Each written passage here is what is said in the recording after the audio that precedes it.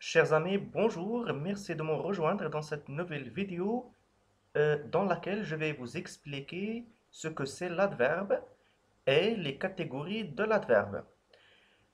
Alors, si vous n'êtes pas encore abonné à ma chaîne YouTube, n'oubliez pas de le faire maintenant et de liker la vidéo et de partager. Cela m'encourage à aller toujours plus loin.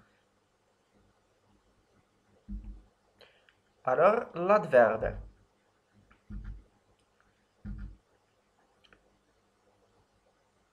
Voyons ce support. Nous parlons lentement.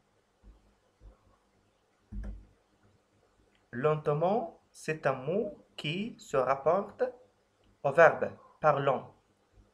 Voilà, c'est l'adverbe. Lentement. Nous parlons comment? Lentement. C'est-à-dire, on modifie le sens de, du verbe. C'est-à-dire, on précise la manière avec laquelle nous parlons. Elles sont très gentilles. Elles sont très gentilles. Le mot souligné très se rapporte au mot gentil. On peut dire elles sont gentilles, mais lorsque je dis elles sont très gentilles, c'est-à-dire j'ajoute en cours de précision. Des précisions qui se rapportent au mot gentil, l'adjectif. Tu es trop souvent en retard. Alors, on a trop et on a souvent. Alors, deux adverbes.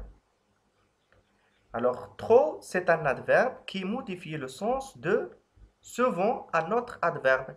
On peut dire tu es souvent en retard, mais lorsque je dis tu es trop souvent en retard, j'ajoute encore une précision à propos de cet adverbe souvent. Ce mot se place toujours après le verbe. Voilà, comme vous voyez, toujours se rapporte au mot après, toujours après. Et le mot après, c'est une préposition. Donc, on ajoute une précision à propos de cette préposition. On peut dire ce mot se place après le verbe, mais lorsque j'ajoute le mot toujours, l'adverbe, c'est-à-dire j'insiste, c'est-à-dire je précise encore la fréquence, si vous voulez. Elle est très enfant. Donc, très, c'est un adverbe qui se rapporte au mot enfant. Enfant, c'est un nom. Voilà, donc je peux dire elle est enfant. La phrase reste correcte. Mais lorsque je dis elle est très enfant, c'est-à-dire j'ajoute des précisions supplémentaires. Voilà donc qu'est-ce que c'est l'adverbe. L'adverbe est un mot invariable qui modifie le sens du verbe, de l'adjectif ou d'un autre adverbe auquel il se rapporte. Donc toujours l'adverbe modifie le sens ou bien ajoute des précisions à propos du verbe, à propos de l'adjectif ou d'un autre adverbe auquel il se rapporte.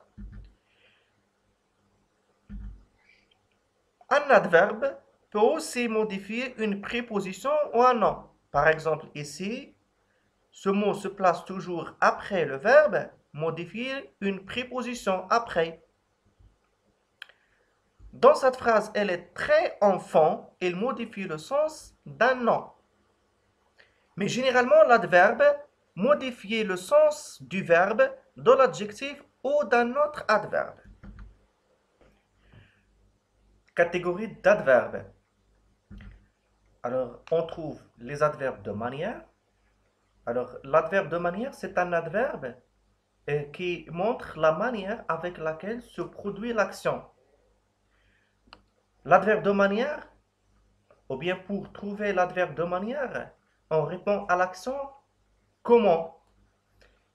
Comme si je dis par exemple, je marche rapidement, je pose la question, comment tu marches?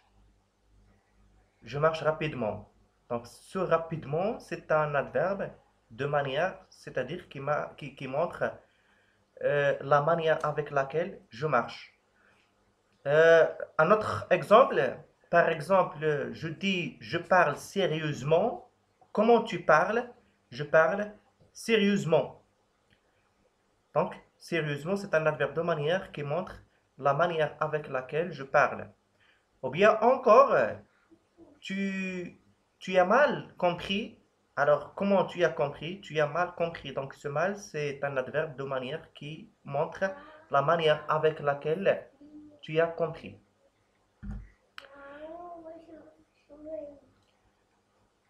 On a les adverbes de temps, par exemple aujourd'hui, tôt, longtemps, souvent, toujours, etc. Donc, ce sont des adverbes qui indiquent le temps. Si par exemple, par exemple, si je dis euh, je me réveille tôt, donc ce tôt montre, c'est un adverbe qui se rapporte au verbe se réveiller pour préciser le temps. Alors les adverbes de lieu, devant, derrière, ou, près, loin, dehors, ici, là, donc ce sont des adverbes qui montrent le lieu, la position. Les adverbes de quantité, donc les adverbes de quantité sont des adverbes normalement qui répondent à la question combien ou bien de quelle quantité. Beaucoup, par exemple, si je dis je t'aime beaucoup, je peux poser la question tu m'aimes combien? C'est beaucoup. Trop, tu es trop gentil, très gentil, aussi, assez, tout, très, moins, etc. Donc, ce sont des adverbes de quantité. Il y a aussi des adverbes d'affirmation ou bien de doute. Oui, c'est l'affirmation si, probablement, doute, peut-être, doute. Par exemple, j'irai probablement lundi à Rabat. Par exemple, donc c'est probablement, c'est-à-dire je ne suis pas sûr. Est-ce que tu as compris? Oui. Donc oui, c'est un adverbe qui affirme ou bien qui montre une certaine affirmation. Il y a des adverbes de négation, par exemple non, ne pas du tout, ne jamais. Des adverbes d'interrogation, par exemple combien pour interroger sur la quantité, le nombre, comment pour interroger sur la manière ou pour interroger sur le lieu, et puis pourquoi, la cause, quand, le temps. Par exemple, combien d'exercices avez-vous fait? Comment tu as fait pour résoudre ce problème? Où habitez-vous? Pourquoi avez-vous fait cela? Donc, ce sont des adverbes d'interrogation qui servent à former une phrase interrogative.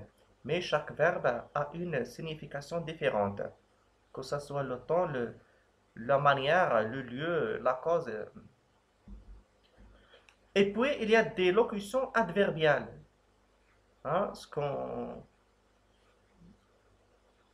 des locutions adverbiales, par exemple, en attendant, petit à petit, à la langue, à peu près, à propos, en même temps, quelque part, par hasard, bien sûr, tout de suite, sans doute, à moitié, etc. Donc, ce sont des adverbes, ou bien des locutions, en fait, des locutions adverbiales. C'est-à-dire, c'est un adverbe qui se compose de deux mots ou bien trois mots.